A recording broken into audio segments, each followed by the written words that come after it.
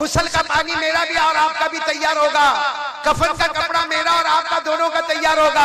हम सबको जनाजा हमारा उठेगा और जब हमारा जनाजा उठेगा हमारे घर वाले रोएंगे और हमें कब्रिस्तान ले जाया जाएगा और कब्र की अंधेरी रात में हमें कब्र के अंदर उतार दिया जाएगा। सबको जाना है ना कब्र में। अब कौन कौन चाहता है कि कब्र के आजाब से बचना है? एक काम मेरे चचा, तो चचा ने ये देखा, क्या हुआ? कहा वो मेरी माँ के लिए एक चादर लेने आया, मैं और कुछ मांगने नहीं आया, कुछ भी नहीं, पैसा मांगने नहीं आया, सिर्फ मेरी माँ के लिए एक चादर मांगने आया। कितना जमाना हो गया मेरी माँ ने अच्छी चादर नहीं पहनी, मेरी माँ ने अच्छा कपड़ा नहीं पहना, वही मैला कुचेला कपड़ा मेरी माँ पहनती और माँ तो माँ है ना, मेरा दिल दुखता है, चचा एक चादर दे देना। वो चचा उठा और उसने जो मारना शुरू किया, कितने साल के बच्चे, इतना मारा, आखिर में एक पत्थर था वो लेके उसके सर पे पटक दिया। अब वो सर जख्मी हो गया, लहू लुहान हो गया, वो 8 साल के बच्चे का कपड़ा फट गया। वो बेचारा दौड़ता है कि चचा मत मारो, चचा मत मारो, चचा मत मारो, और चचा पीछे दौड़ दौड़ के मारता। जब बहुत दूर निकल गए, चचा भी दूर हो गए, इसने अपने कपड़े को देखा, पूरा कपड़ा फटा हुआ, अब बदन में से खून निकलता, सर फट गया, वहां से खून निकलता। अब वो बेचारा लड़का भाग रहा है कि मेरे को बचा लो भाई, मेरे को बचा लो, मैं छोटा बच्चा, मैं यतीम बच्चा, मेरे को बचा लो। अब रास्ते में कोई मिला, उसने कहा क्या हुआ? 8 साल के बच्चे को बोला क्या हुआ? कहा एक्सीडेंट हो गया, ये क्या है? तो कहा वो मेरे को चचा ने बहुत मारा। कहा क्यों मारा चचा ने? कहा मेरी माँ के लिए एक चादर मांगने गया, उसमें मेरे कपड़े भी फाड़ डाले, मुझे कितना मारा, हाथ पे मारा, पाँव पे मारा, सर पे पत्थर मारा। अच्छा जो आदमी मिले ना, उन्होंने कहा एक काम कर, चचा के पास मत जा, चादर मांगना है, मक्के में रहता है, चादर चाहिए, काबे के पास जा, मोहम्मद नाम के आदमी होंगे, वहां जाएगा तेरी मुराद पूरी हो जाएगी। बोलो सुभान अल्लाह। तो लड़का 8 साल का मार खाया हुआ था, कहा ना अब कहीं नहीं जाना। 8 साल का लड़का क्या बोलता? अब मुझे कहीं नहीं जाना, पहले मेरी माँ के पास जाना, मेरी माँ से पूछ के करूंगा, बाकी अब मेरे माँ के पास जाना। ये कहकर वो लड़का, 8 साल का लड़का रोता, हाथ में जख्म लगा, पाँव में जख्म लगा, पेट पे जख्म है, पीठ पे जख्म है, सर फटा हुआ। और देखो माँ और बेटे में कनेक्शन इतना होता है, मार किसको पड़ी है? बेटे को। मालूम नहीं वहां माँ का दिल तड़प रहा है, वो बेचारी घर के ओटे पर आ गई, फिर घर के बाहर आ गई, फिर और थोड़ा चलने लगी, बस वो माँ का दिल दुखता है। अजीब अल्लाह ने माँ और बेटे में कनेक्शन रखा है कि बेटा अमेरिका में होता है और माँ इंडिया में होती है, उसको वहां बुखार आता है, माँ यहाँ तड़पना शुरू करती है। मालूम नहीं वो माँ तड़पते बाहर निकली, थोड़ी देर में माँ की नजर पड़ी कि मेरा बेटा आ रहा है, फटे हुए कपड़े, और बेचारा रोता है। यहाँ से माँ दौड़ी, वहां से बेटा दौड़ा, और दोनों एक दूसरे के गले लग गए। अब माँ इतना रोई, बेटे को लेकर घर में लेकर आई, नहलाया, धुलाया, सब जख्मों को साफ किया, पट्टियां बांधी, और फिर माँ ने गले लगा कर कहा बेटा मना करती थी ना, मैंने मना किया था ना कि मत जाना चचा के पास, फिर भी तुम जिद में चचा के पास चले गए, अब आइंदा से चचा के पास मत जाना। बेटा कितने साल का? सब जख्म वख्म पे पट्टी लगी हुई। कहता माँ एक और एड्रेस मिल गया है, एक और पता। माँ ने कहा किसका पता मिला? कहा माँ वहाँ चादर मिल जाएगी। माँ ने कहा कौन? कहा किसी ने मुझे कहा कि काबे के पास जाओ, मोहम्मद नाम के हैं, उनके दरबार से कोई खाली हाथ वापस नहीं आता। बोलो उनके दरबार से कोई खाली हाथ वापस। वही माँ जिसने अभी तक गले लगाया ना, वो ऐसे बेटे को जोर से धक्का मारा। कहा बेटा आइंदा मोहम्मद का नाम ये घर में नहीं आना चाहिए। कि माँ ने ईमान तो कबूल नहीं किया था। कहा बेटा आइंदा से मोहम्मद का नाम यहाँ घर में नहीं आना चाहिए। तुझे मालूम है वो जादूगर है, तुझे मालूम है वो शायर है, तुझे मालूम है वो मजनून है, तुझे मालूम है वो काहिन है, वो नजूमी है, और मालूम नहीं किस लोगों के दरमियान में तोड़ हो गई है। बेटा सबका नाम लेना मगर मोहम्मद का नाम। अच्छा सच बताओ ये औरत ने जो कहा ये मक्का वाले बोलते थे कि नहीं बोलते थे? अरे बोलो ना, हमारे नबी को क्या बोलते थे? जादूगर है, मजनून है, शायर है, काहिन है। अरे कुरान करीम में लिखा है 27वें पारे में अल्लाह ने फरमाया फज़क्किर फमा अंत बिनिअमति सीन। अल्लाह ताला फरमाते मेरे महबूब, किसी ने तुम्हें शायर कह दिया, किसी ने तुम्हें जादूगर कह दिया, किसी ने तुम्हें काहिन कह दिया, अल्लाह फरमाते तुम कुछ भी नहीं मेरे प्यारे नबी। बोलो सल्लल्लाहु। अच्छा वो माँ ने वाकया तो याद है ना, कितने साल का बच्चा?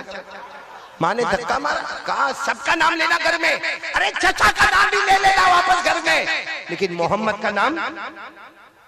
8 साल का बच्चा थोड़ी देर कुछ नहीं बोला, थोड़ी देर के बाद कहता है माँ एक बार जाने देना। किसके पास?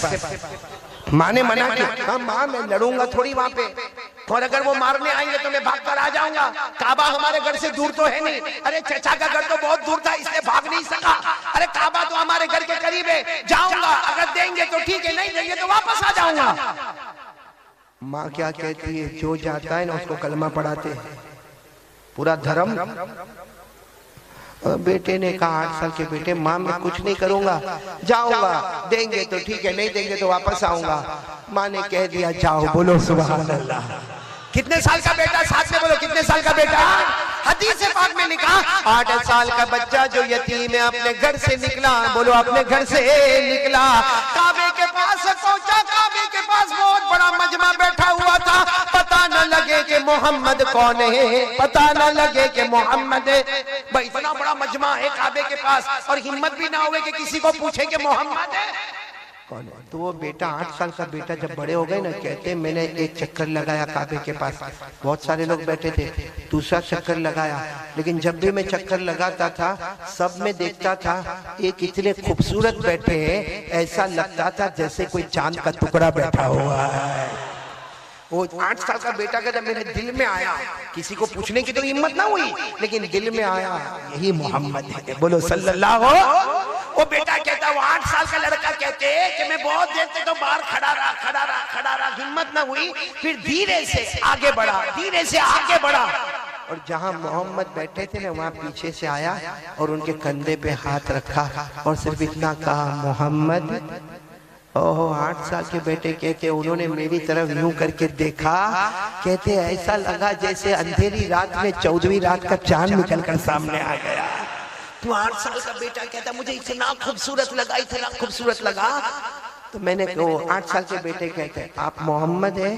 कहते उन्होंने मेरी तरफ देखकर कहा मैं मोहम्मद हूँ, तुम कौन हो?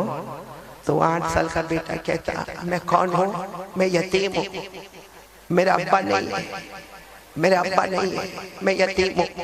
वो 8 साल का लड़का कहता मैंने सिर्फ इतना कहा मैं यतीम हूँ, हमारे नबी अपनी जगह से खड़े हो गए, बोलो सुभान अल्लाह। और कहते मुझे ऐसे कहा आजा आजा मेरे गले लग जा। कहते वो भरे मजमे में मेरे नबी ने मुझे गले लगाया और रोते हुए कहा बेटा तू यतीम है, मैं भी यतीम था, तू यतीम है, मैं भी यतीम था, मुझे मालूम है यतीम को कितनी तकलीफ उठानी पड़ती है। तेरे अब्बा नहीं ना, मेरे अब्बा भी नहीं थे, मैंने भी बहुत तकलीफ उठाई, तू भी बहुत तकलीफ उठाता था, बता तू क्या काम से आया? तो 8 साल का बेटा सीने से लगा हुआ कहता मेरी माँ के लिए चादर चाहिए, मेरी माँ के पास चादर नहीं है। तो हमारे नबी रोते रोते कहने लगे सही है, मैं भी यतीम था, मेरी माँ आमीना बेवा थी, तू भी यतीम है, तेरी माँ भी बेवा है, और मुझे मालूम है यतीम पर क्या गुजरती है, मुझे मालूम है बेवा औरत पर क्या गुजरती है। ये कहकर हमारे नबी ने इतना प्यार किया, इतना प्यार किया कि वो 8 साल का बच्चा कहता अल्लाह की कसम किसी ने प्यार से कभी सर पे हाथ नहीं रखा, वो मोहम्मद ने मुझे गले लगा लिया। फिर हमारे नबी ने पूछा क्या चाहिए? तो बच्चे ने कहा मेरी अम्मा के लिए चादर चाहिए। अरे हमारे नबी चाहते तो कहते अबू बकर आओ, उमर आओ, उस्मान आओ, अली आओ, ये बच्चे के लिए चादर का इंतजाम करो। हमारे नबी ना हजरत अबू बकर को बुलाते, ना उमर को बुलाते, ना उस्मान को बुलाते, ना अली को बुलाते।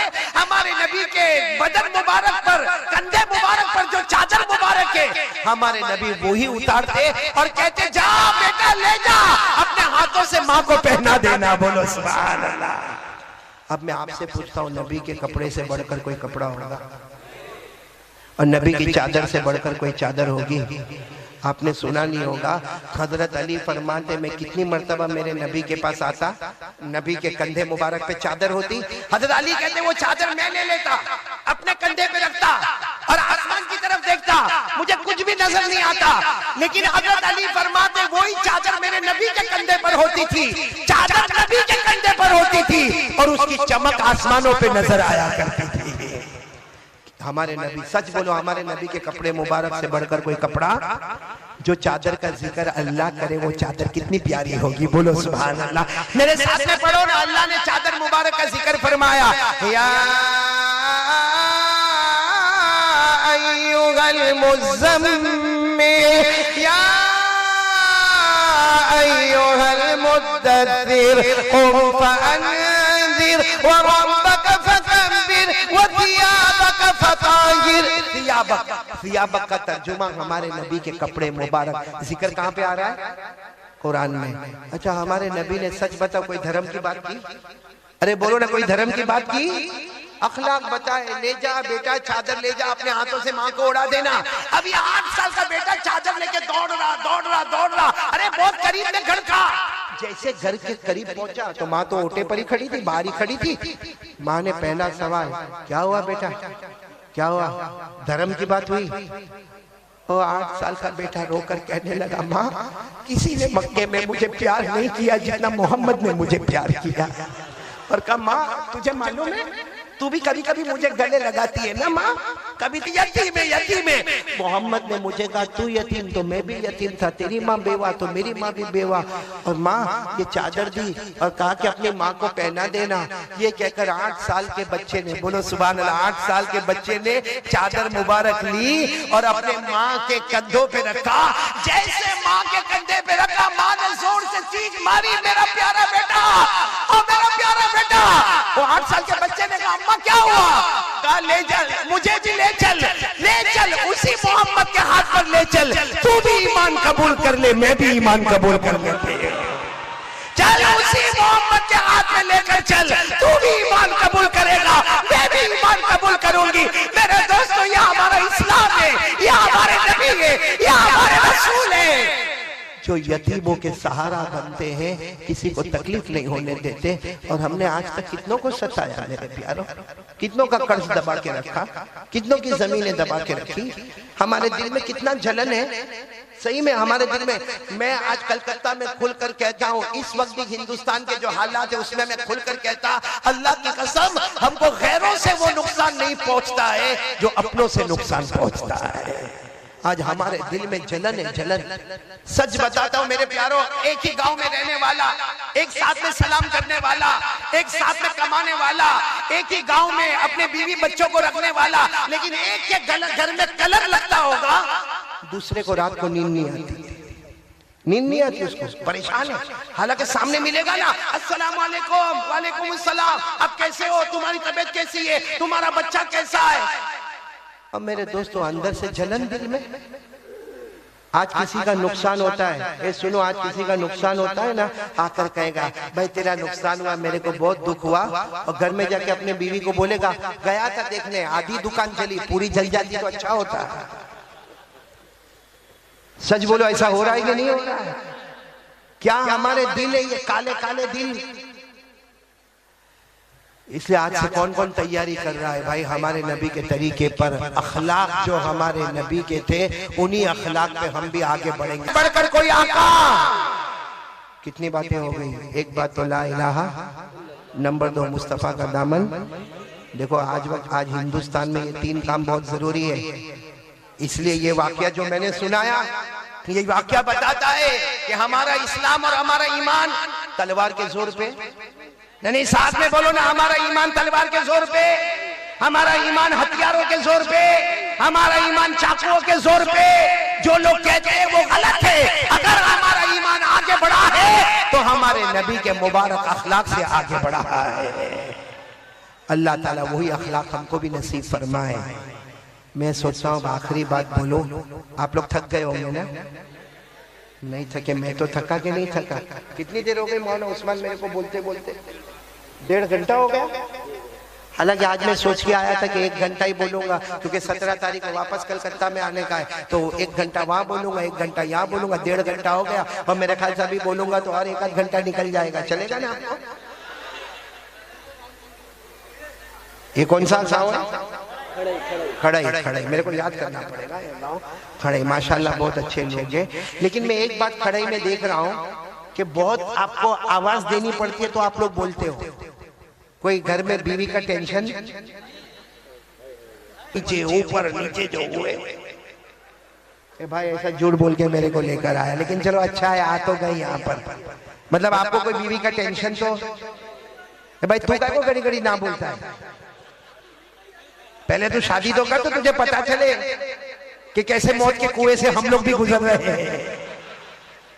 हाँ देखो सब हंस रहे हैं। वो मालूम है आपको, मालूम है एक बीवी थी, सुनो सुनो भाई, कहाँ से आवाज आ रही है?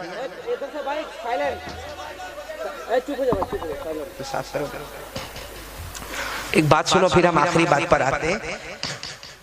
सुनेंगे, सब सुनेंगे इंशाअल्लाह। एक बीवी थी, बीवी है, वो 17-18 साल 20 साल से अपने शोहर के साथ में, आमीन बोलो आमीन। ऐसे यहाँ बहुत सारे शोहर होंगे ना, 18 साल 20 साल, 10 साल हो सकता है तेरी बीवी होगी। मतलब अच्छा खासा मियाँ बीवी साथ में रहते हैं, लेकिन अब शोहर है ना, शोहर वो कभी कभी सोचता है कि कब तक ये बीवी रोज बीवी के साथ रहने का, कहीं एक आध हफ्ता एक आध महीना माँ के घर जावे तो मेरे को थोड़ा दिमाग में, हाँ बोलता है आराम मिले, तो बेचारा सोचता कि मेरे को आराम मिले। अब एक दिन अचानक क्या हुआ, सुबह में उठा और बीवी क्या कहने लगी, अपने शोहर को कहने लगी कि मेरा जी चाहता है कि 1 महीने के लिए माँ के घर चली जाओ, हम 17-18 साल से साथ में, जरा 1 महीना माँ के घर रहकर आऊंगी। तो शोहर सामने तो बोल नहीं सकता कि जा, बोल सकता, कहता ना तू चले जाएगी तो मैं क्या करूंगा, डायलॉग, तू चले जाएंगी तो मैं, और दिल में सोचता है कि कब पेटी बांधे, और लेकिन बीवी भी कहती ना ना ना, 1 महीना तुमको भी समझ पड़े बीवी के बगैर, कैसा बर्तन मांजने का, कैसा कपड़ा धोने का, कैसा झाड़ू मारने का, कैसा बच्चों को स्कूल में भेजने का, मैं तो जाने वाली हूँ माँ के घर पे। इसका भी दिल था कि ये माँ के घर पे जाए, लेकिन कैसा भी करके बीवी को तैयार किया, और बीवी बोलो कहाँ चली गई, अरे बोलो ना कहाँ चली गई, मई के गई, कितने महीने के लिए, आपको बराबर याद है, 1 महीने के लिए चली गई वो। अब ये आराम से घर में आया ना, अपना कैलेंडर था ना, कैलेंडर उसको देखकर खुश होता है, आज की तारीख को गई है, 30 दिन के बाद वापस आएगी, रोज का प्रोग्राम बनाता है, 1 तारीख को ये दोस्त के घर पे, 2 तारीख को वो दोस्त के घर पे, 3 तारीख को इधर जाना, 4 तारीख, पूरा कैलेंडर उसने तैयार कर दिया। लेकिन रोजाना फोन करता है, हेलो कैसी है, तेरे बगैर तो यहाँ कुछ अच्छा ही नहीं लगता है, और वो वहां से खुश होती है, हाँ हाँ मेरे को मालूम है, मेरे बगैर तेरे को नहीं अच्छा लगता, और ये यहाँ से डायलॉग मारता, आई लव यू, अभी कभी बोलता आई मिस यू, और कहता है यहाँ तो मेरे को अंधेरे अंधेरे में भी तू नजर आती है, वो वहां से खुश होती है। हालांकि फोन रख के बोलता है 1 महीना नहीं 2 महीने के बाद वापस आना।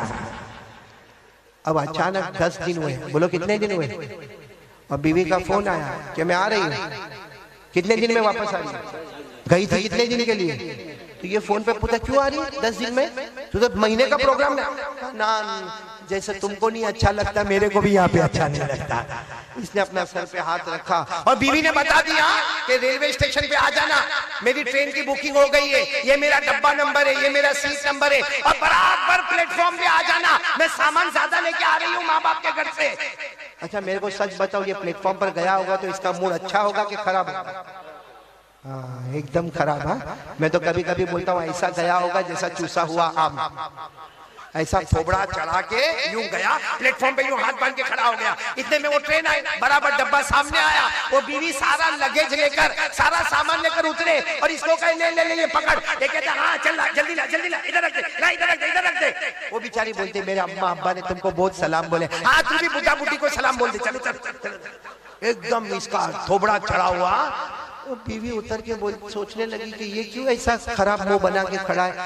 अचानक बीवी की नजर पड़ी, वही प्लेटफॉर्म पे एक मियाँ बीवी और खड़े, अरे वही प्लेटफॉर्म पे एक मियाँ बीवी और इतना हंस हंस के बातें कर रहे, इतना खुश होके बातें कर रहे, इतना सुकून में बातें कर रहे। बस बीवी को मौका मिला, कहने लगी जरा सोच, मैं 10 दिन के बाद आई, तेरा मुंह चढ़ा हुआ है, वहां देख, वो मियाँ बीवी को देख कितना हंस रहे। ये कहते हैं वो पगली छोड़ने आया है, अरे वो ट्रेन पे और मैं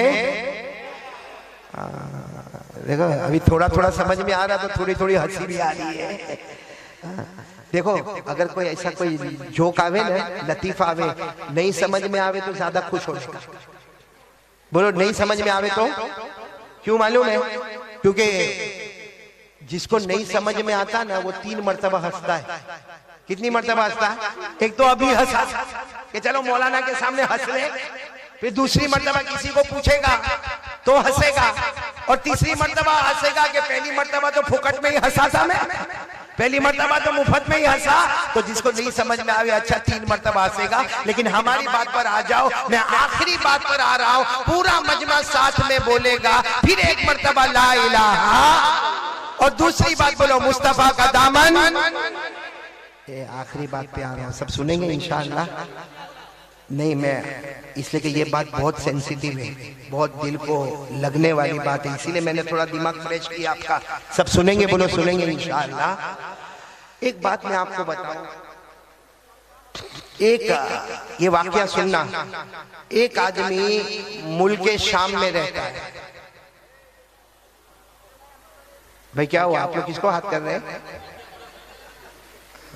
खैर उसको चलने दो अपना, हम बात बहुत जल्दी खत्म करेंगे। और आप बोलो तो अभी खत्म कर दो, खत्म कर दो अभी। सुनेंगे, सब सुनेंगे, 5-10 मिनट 5-10 सुनेंगे नहीं इंशाअल्लाह। एक आदमी मुल्क शाम में, बोलो कहां पर मुल्क है? ये सुनना, बहुत प्यारा वाकया है। एक आदमी मुल्क शाम में, शाम यानी सीरिया, जिसको आज हम लोग क्या बोलते हैं, सीरिया। उस जमाने में एक आदमी मुल्क शाम में इतना नुकसान, कारोबार का इतना नुकसान, और कर्जे में इतना डूबा, इतना डूबा, इतना डूबा कि खाने के लाले पड़ गए। लोगों को कर्जा कहां से चुकाए? कहां पर रहने वाला वो आदमी? मुल्क शाम में, सीरिया में रहने वाला। वो सफर करके मदीना आया। उस वक्त मदीने में अमीरुल मोमिनीन, खलीफतुल मुस्लिमीन हजरत अबू बकर रज़ी अल्लाह ताला। बोलो कौन है अमीर, कौन है हजरत? अब वो मुल्क शाम से मालूम नहीं अपने ऊंट पे बैठ के कितने दिनों का, कितने रातों का, कहां सीरिया और कहां मदीना। लेकिन वो आदमी आए, हजरत अबू बकर के दरवाजे पर गए और हजरत अबू बकर का दरवाजा खिटखिटाया। इसी को उस वक्त सारे मुसलमानों के बादशाह कौन थे? हजरत अबू बकर। तो दरवाजा खिटखिटाया, हजरत अबू बकर रज़ी अल्लाह ताला अन्हु दरवाजे पर आए। तो उन्होंने कहा कि मैं कलमा पढ़ने वाला एक मुसलमान हूँ, मैं मुस्तफा का गुलाम हूँ, लेकिन मामला ऐसा है कि मैं शाम सीरिया से आया हूँ और बहुत नुकसान हो गया, कारोबार में बहुत नुकसान हो गया, कर्जे में डूब गया, मेरे बीवी बच्चों के खाने के लाले पड़े। अब मैं शाम से मदीना आया, अबू बकर मेरी कोई मदद कर दो, कुछ मेरे को दे दो, मैं कर्जा चुका दूं, नया कारोबार शुरू कर दूं। मैं भिखारी नहीं, भीख मांगने नहीं आया, सिर्फ अपने हालात में मजबूर होकर मैं आया। हज़रत अबू बकर ने फरमाया आओ अंदर आओ। अब हज़रत अबू बकर के घर का दरवाजा थोड़ा अच्छा था, अंदर गए तो देखा कुछ भी नहीं। हज़रत अबू बकर ने रोते रोते कहा किससे मांगने आए हो? तुम मेरे पास मांगने आए हो? ये सोचकर मांगने आए हो कि मैं मुसलमानों का बादशाह हूँ, अमीर हूँ? अरे 2 दिन हो गए मेरे घर में खाने को नहीं है, 2 दिन हो गए मेरे घर में खाने को नहीं। तो वो आदमी कहने लगा फिर मैं कहाँ जाऊंगा, मैं तो मदीना आया था, ये सोचकर आया था कि हजरत अबू बकर मेरी मदद करेंगे। सुनना, हजरत अबू बकर क्या फरमाते, एक काम करो उस्मान के पास चले जाओ। हजरत साथ में बोलो किन के पास चले जाओ? हजरत, आवाज अभी भी नहीं आ रही, बोलो किन के पास चले जाओ? हजरत। तो कहने लगे मैं तो उस्मान को पहचानता नहीं हूँ, आप कुछ लिख कर दे दो तो मैं चले जाऊंगा हजरत उस्मान के पास। हजरत अबू बकर ने फरमाया मेरे लिखने की कोई जरूरत नहीं है, बल्कि उनको कहना भी नहीं कि अबू बकर ने भेजा है, लिखने की भी जरूरत नहीं, और उस्मान को कहना भी नहीं कि अबू बकर ने भेजा है। सिर्फ जाकर वहां जाकर इतना कह देना मैं गरीब हूँ, मुस्तफा का गुलाम हूँ। कोई भी मुस्तफा का गुलाम आ जाए, उस्मान की सखावत शुरू हो जाती है। बोलो सुभान अल्लाह। तो इन्होंने कहा लेकिन मेरे को तो बहुत बड़ी रकम चाहिए। सुनो, इन्होंने क्या कहा, मुझे तो बहुत बड़ी रकम चाहिए। क्यों बड़ी रकम चाहिए मेरे को? इसलिए कि मेरे को कर्जा भी अदा करना है, नया कारोबार भी शुरू करना। अरे कुर्बान जाओ, हज़रत अबू बकर ने फरमाया कितनी भी बड़ी रकम चाहिए उस्मान के पास चले जाओ, रकम का जिक्र मत करना, और मुझे कुछ लिखने की भी जरूरत नहीं, और ये भी मत कहना कि अबू बकर ने भेजा है। आप चले जाओ, जहां तुम्हारी सोच खत्म होती है हजरत उस्मान की सखावत शुरू हो जाती है। बोलो सुभान अल्लाह। अब वो आदमी गए, बोलो किनके पास जा रहे हैं? सीरिया वाले किनके पास जा रहे हैं? हजरत। सब हजरत उस्मान के पास जाकर क्या टेंशन हुआ मालूम है? जब घर के बाहर गए तो देखा कि हजरत उस्मान तो घर में अपने बच्चों को डांट रहे, और बच्चों को क्या कह रहे? अरे मेरे बच्चों, तुम दूध भी पीते हो, उसमें शहद भी मिलाते हो, दूध का खर्च अलग होता है, शहद का खर्च अलग होता है। अरे खर्चा इतना करोगे तो कैसा चलेगा? अब ये बाहर खड़े खड़े सोचने लगे, मुझे तो उस्मान के पास भेजा और ये तो अपने बच्चों के साथ में डांट रहे। और किसके वास्ते डांट रहे? दूध के वास्ते डांट रहे, शहद के वास्ते डांट रहे। लेकिन इन्होंने हिम्मत की, हजरत उस्मान का दरवाजा खिटखिटाया। भाई सब सुनना, जैसे हजरत उस्मान ने दरवाजा खोला, कहा क्या हुआ? इन्होंने कहा अस्सलाम वालेकुम, मैं सीरिया का रहने वाला, मुल्क शाम का रहने वाला, कर्जे में डूबा हुआ हूँ और मेरे पास खाने को कुछ नहीं है और मैं नया कारोबार शुरू करना चाहता, मैं भिखारी बनकर नहीं आया, लेकिन आप मेरी मदद कर दोगे तो बहुत अच्छा होगा। हजरत उस्मान ने कहा आओ मेरे घर में आओ। घर में बिठाया और बिठाने के बाद कहा, अपने बेटे को कहा, अरे एक बेटे को कहा जरा दूध का प्याला लेकर आओ, दूसरे बेटे को कहा शहद लेकर आओ, तीसरे बेटे को कहा कि खजूर लेकर आओ। ये सोचने लगे कि अपने बेटे को डांट रहे थे, मेरे को दूध शहद भी दे रहे और खजूर भी दे रहे। अब सुनना, हजरत उस्मान रजी अल्लाह ताला अन्हु ने थोड़ी देर में एक ऊंट तैयार किया और ऊंट पर इतना सामान, कपड़े, बर्तन, अनाज, गल्ला और साथ में 6000 दिरहम दिए। कितने दिरहम दिए?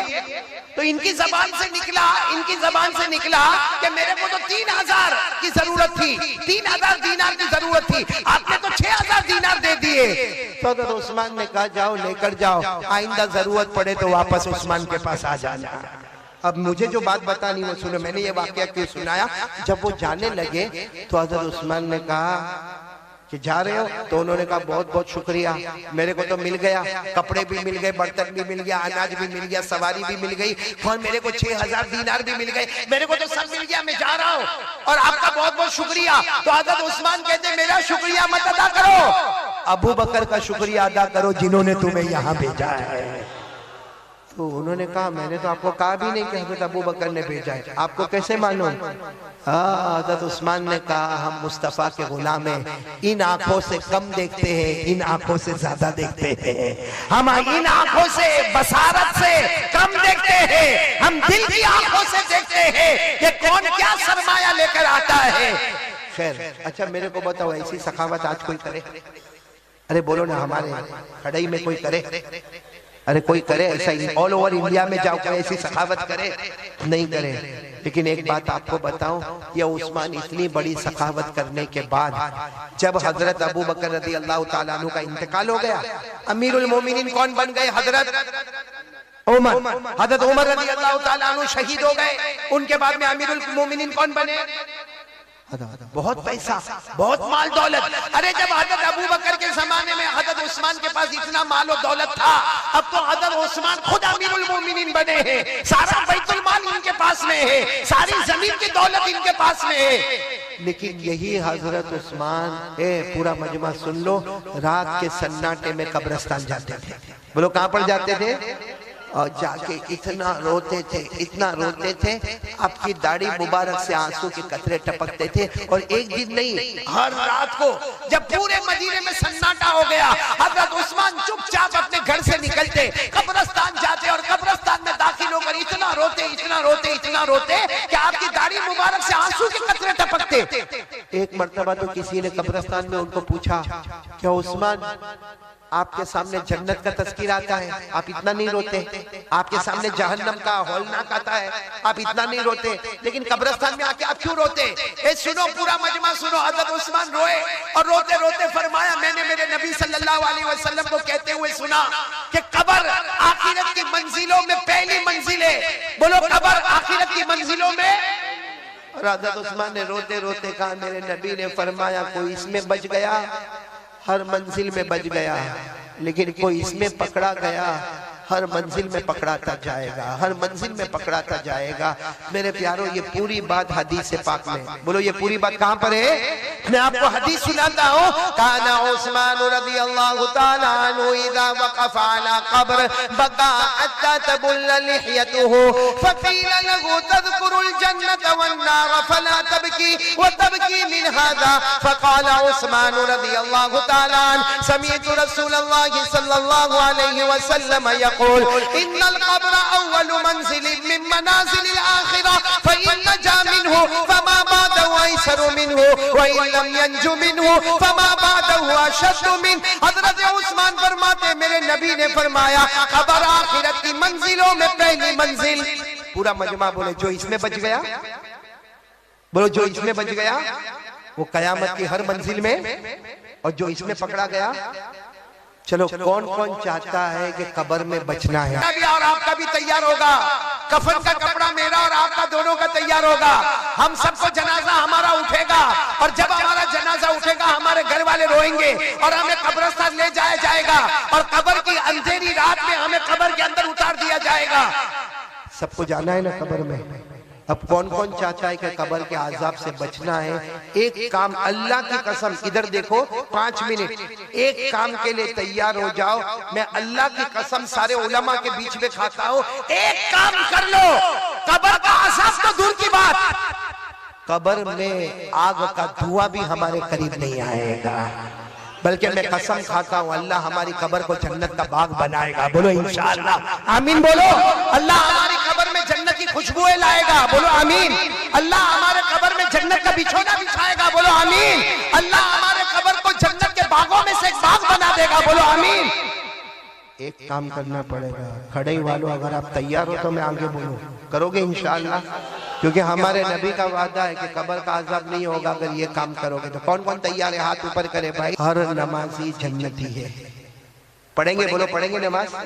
यहाँ बहुत सारे बैठे हैं जो नहीं पढ़ते नमाज, लेकिन आज खड़े वाले और जहां जहां से लोग आए हैं, आज सब लोग एक पक्का इरादा करें कि एक मर्दे मोमिन, हमारे मोमिन की जबान इतनी पक्की जबान है, पहाड़ अपनी जगह से हटेगा लेकिन मोमिन की जबान अपनी जगह से नहीं हटेगी। आज पक्का वादा करो कि इंशाअल्लाह मौत तक हमारी नमाज कज़ा नहीं होगी इंशाअल्लाह। और मैं एक आखिरी बात बता दूं जो आप सब लोग मेरे साथ में बोलेंगे, हर नमाजी जन्नती होता है। बोलो हर नमाजी, आवाज नहीं आ रही, बोलो हर नमाजी। कुरान में लिखा, मेरे साथ में पढ़ो, अल्लाह ने फरमाया वल्लज़ीना हुम अला सलातिहिम युहाफ़िज़ून उलाइका फी जन्नातिम मुकरमून। अल्लाह ताला फरमाते, प्यारे प्यारे मेरे बंदे 5 वक्त नमाज की पाबंदी करे। अल्लाह फरमाता तुम जमीन पे नमाज पढ़ते जाओगे, आसमानों पे जन्नत के फैसले होते जाएंगे। फिर बोलो हर नमाजी। अब साथ में ये भी बोल दो, बेनमाजी अल्लाह मेरी और आपकी हिफाजत फरमाए। पढ़ेंगे ना नमाज, पढ़ेंगे ना इंशाअल्लाह। आपको मालूम है बेनमाजी को जो जहन्नम में डालेंगे ना, मैंने पहले भी कलकत्ता में सुनाया था, सबसे खतरनाक जहन्नम में बेनमाजी जाएगा। एक खड़े वालों सुनो,